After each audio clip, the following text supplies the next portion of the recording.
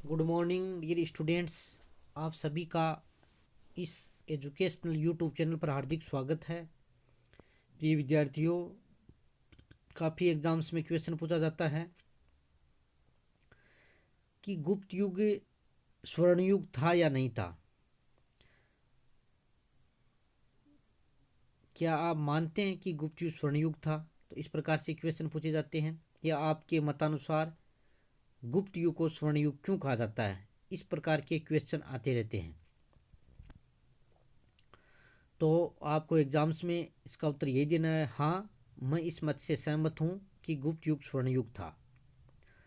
देखो, गुप्त युग में भारतीय सभ्यता एवं संस्कृति का विकास अपनी चरम सीमा पर था। इस बात के समर्थन में हम निम्न प्रमाण प्रस्तुत कर सकते हैं। सर्वश्रेष्ठ शासन व्यवस्था। गुप्त शासन व्यवस्था राजतंत्रीय व्यवस्था पर आधारित थी, जिसमें शासन की बागडोर उत्तराधिकारी को प्राप्त होती थी। इसी व्यवस्था के सुचारू संचालन के कारण गुप्त साम्राज्य उत्तर में हिमालय से लेकर दक्षिण में विंध्य पर्वत तक और पूर्व में बंगाल की खाड़ी से लेकर सौराष्ट्र तक फैला हुआ था। इसके अलावा पूरी शासन व्यवस्था देश नाम की इकाई से शुरू होकर ग्राम इकाई में विभक्त थी, जिसके कारण हर स्तर पर शासन करना सरल था और साम्राज्य में राजनीतिक एकता स्थापित थी, जिससे साम्राज्य में शांति एवं सुव्यवस्था थी। तो सर्वश्रेष्ठ शासन व्यवस्था स्थापित होना इस बात का समर्थन करता है कि गुप्तकालीन को हम स्वर्ण युग कह सकते हैं। आर्थिक समृद्धि। गुप्त काल में आर्थिक क्षेत्र में चाहे कृषि हो, चाहे उद्योग धंधे हो, चाहे पशुपालन हो, चाहे व्यापार वाणिज्य हो, सभी क्षेत्रों में पर्याप्त प्रगति हुई, जिससे वो आर्थिक सुदृढ़ता का युग था।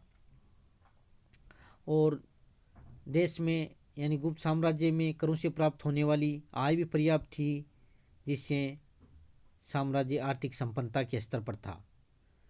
तो ये आर्थिक समृद्धि भी ये प्रमाणित करती है कि गुप्त काल में काफ़ी अच्छी समृद्धि थी। व्यापार वाणिज्य।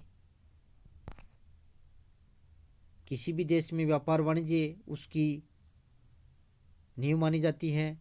गुप्त साम्राज्य में भी मध्य और उत्तर भारत के विभिन्न शहर जैसे उज्जैन, भड़ौंज, प्रतिष्ठान, विदिशा, प्रयाग सभी व्यापारिक केंद्र के रूप में जाने जाते थे और व्यापार वाणिज्य के क्षेत्र में पर्याप्त होती थी, उन्नति थी और विदेशों से भी व्यापार पर्याप्त मात्रा में होता था, जिससे आर्थिक संपन्नता का युग था। धार्मिक सहिष्णुता की नीति या धार्मिक आस्था में संतुलन।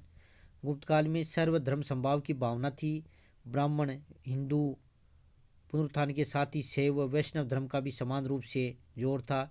यानी धर्म के प्रत्येक क्षेत्र में, चाहे वो हिंदू धर्म हो, चाहे जैन धर्म हो, चाहे बौद्ध धर्म हो, सभी अपनी उन्नति पर थे और सभी धर्मों को मानने वाले लोगों में समभाव की भावना विद्यमान थी। कला और संस्कृति के क्षेत्र में गुप्त काल में पर्याप्त विकास हुआ। गुप्त काल को कला, साहित्य, संस्कृति व स्थापत्य का भी स्वर्ण युग कहा जाता है। गुप्तकालीन मंदिर उच्च कोटि की स्थापत्य कला के प्रतीक थे। अजंता, एलोरा की गुफाएं चित्रकला का बेजोड़ नमूना है और साहित्य जगत के विभिन्न रत्न गुप्त काल की ही देन है।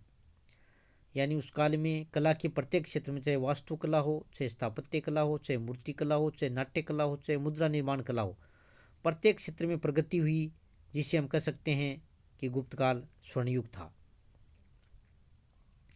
विज्ञान एवं तकनीक।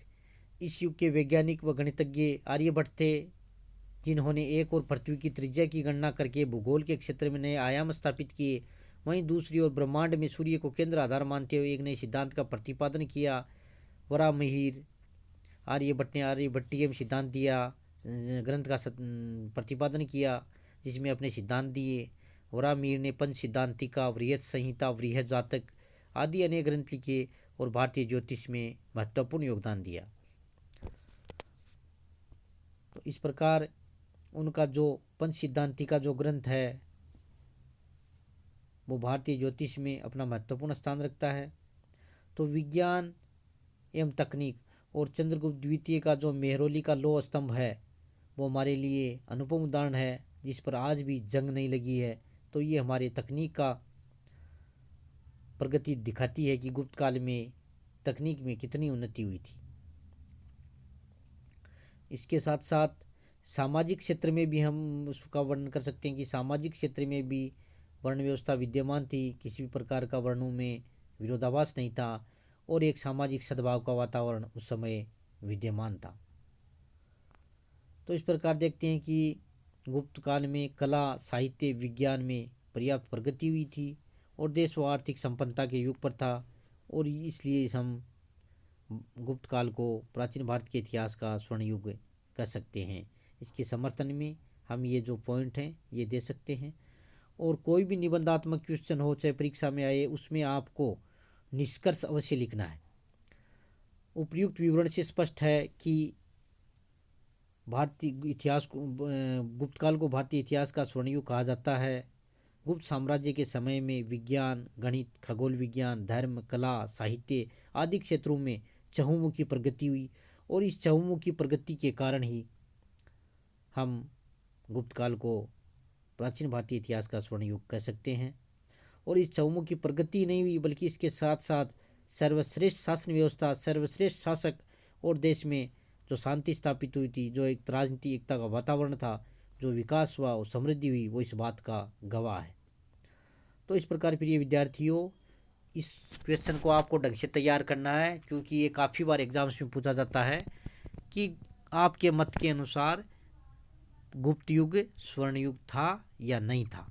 तो इसको आपको अच्छी तरीके से अध्ययन करना है और इसका नोट्स भी तैयार करना है और होम असाइनमेंट के लिए जो क्वेश्चन आपको दिया जा रहा है उसको भी आपको हल करना है।